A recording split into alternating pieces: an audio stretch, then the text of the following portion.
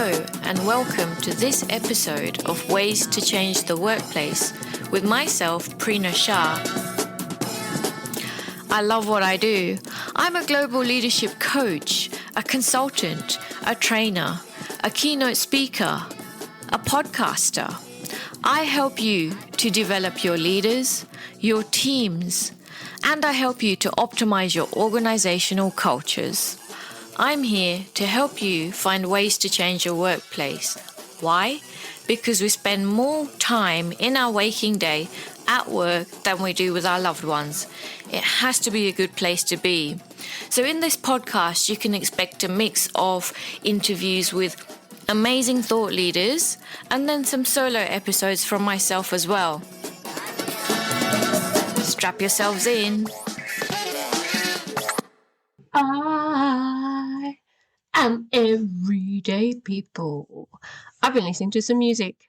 My singing is really bad, I know, but the music I've been listening to is by a band called Arrested Development. And hello, that title for this podcast episode has come to me from that. So let's talk about Arrested Development.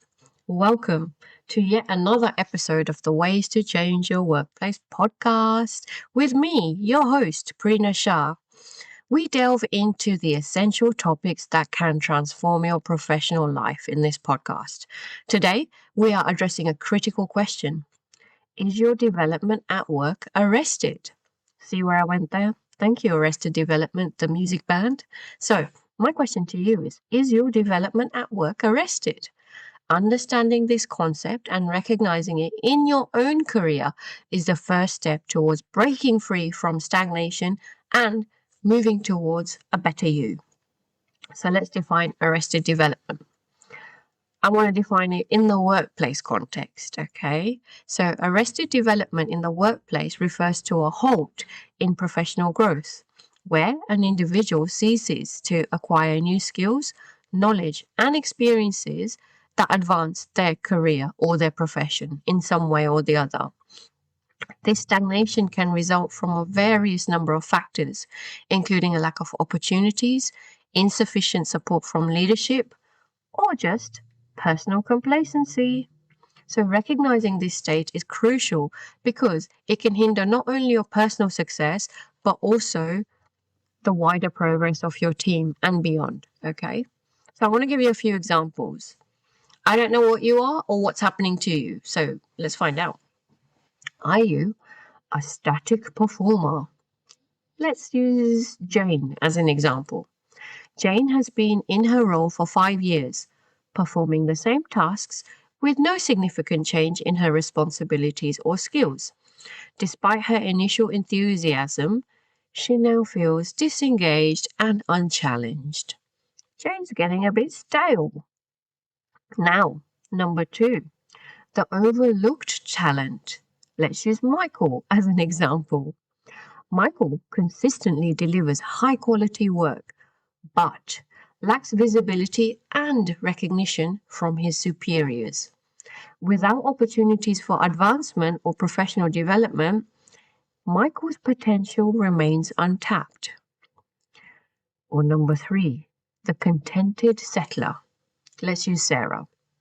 Sarah is comfortable in her position and sees no reason to push for more, although she is capable of more. She prefers the safety of her current role over uncertainty of growth. I have a lot to say about Sarah.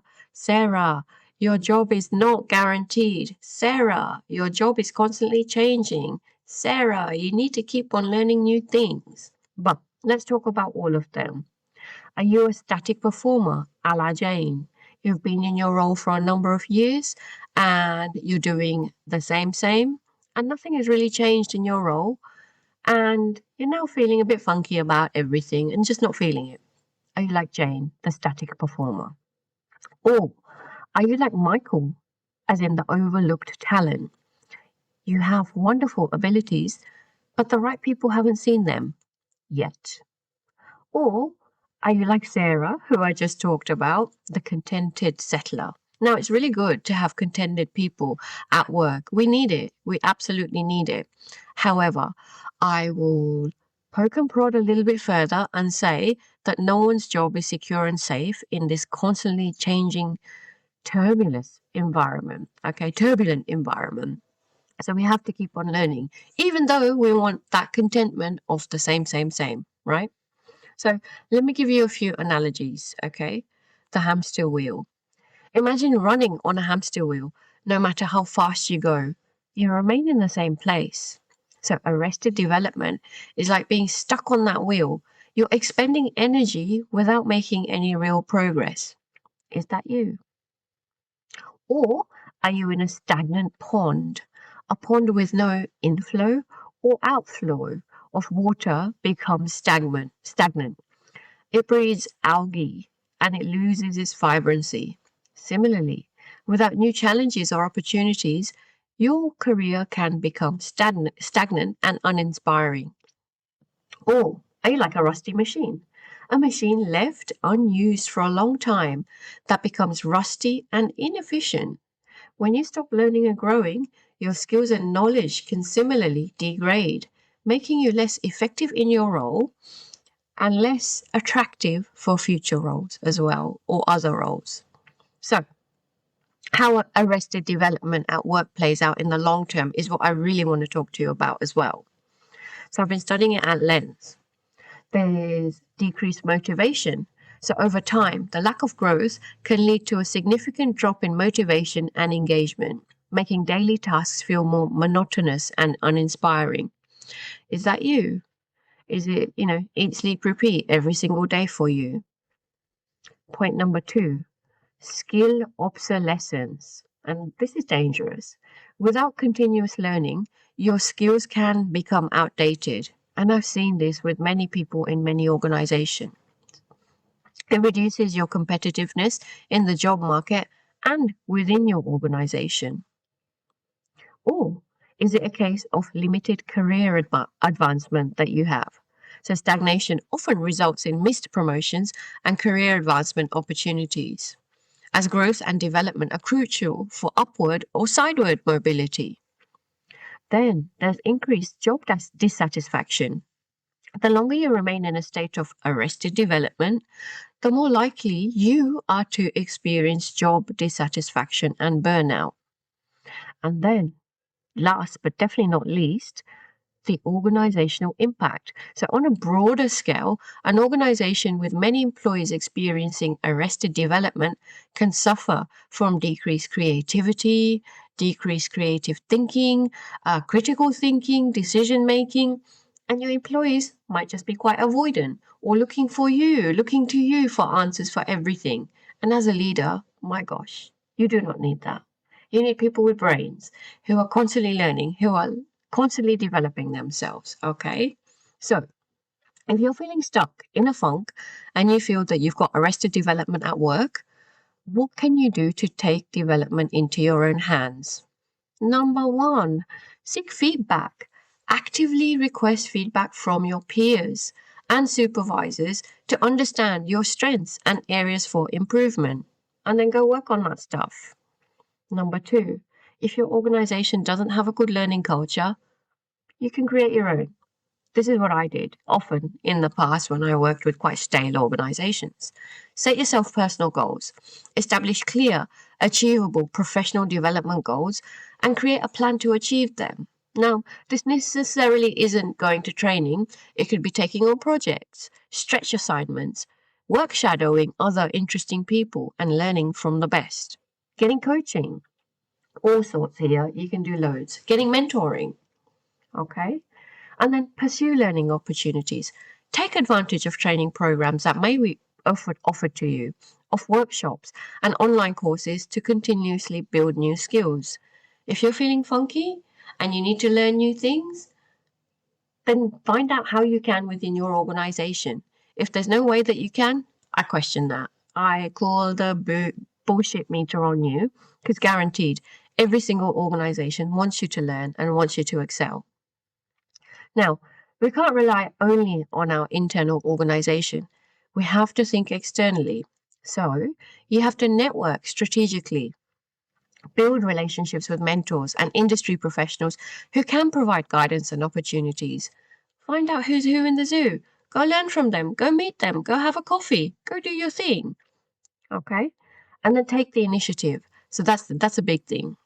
Volunteer for challenging projects and responsibilities that push you out of your comfort zone and help you to grow. Let me give you some bonus practical tips here. Staying curious and maintaining a curious mindset and seeking knowledge outside your immediate role and industry is going to get you far. So think beyond your current echo chamber. Go wider. Go all out.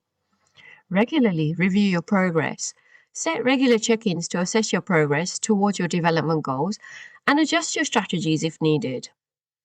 One thing we often don't do is document our achievements. So keep a record of your accomplishments and your new skills to track your own growth and use them during your performance reviews. You have to balance work and learning. So I know there's a busy culture. We're all doing more with less resources and all of that. But allocate specific time slots for learning and professional development activities within your weekly schedule. That's easily done. Cultivate resilience. Develop resilience to overcome setbacks and continue pursuing your development goals despite the challenges. As always, if you ever need my help in developing yourself and developing your team to become even better and to optimize their thinking, get in touch with me. My details are in the show notes. I want to summarize by saying that arrested development at work is a significant issue that can stifle personal and organizational growth.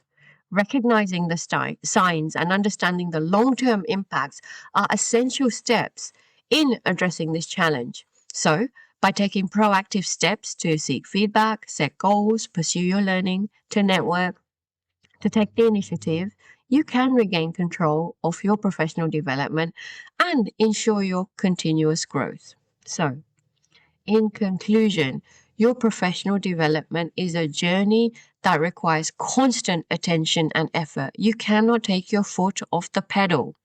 By identifying and addressing any signs of arrested development, you can unlock your full potential and contribute even more effectively to your job, to your team, to your organization. Remember, growth is a continuous process, and taking small, consistent steps can lead to a significant long-term benefit for you. Thank you for tuning in to this episode of the Ways to Change Your Workplace podcast. As always, get in touch with me. My details are in the show notes. If I don't see you on LinkedIn, if I don't see you on Instagram, I will see you in the next episode. Until then. How good was that episode? If you liked it, be sure to share it with a couple of other people. Also in the show notes are details about my newsletter. Keep in touch. I send a newsletter out around once a month. It won't be spammy, it will be very practical. And if we're not connected on LinkedIn yet, we must be. Connect with me on LinkedIn. And on Instagram, I am Prina.Shah. I will see you somewhere else or in the next episode. Until then, goodbye.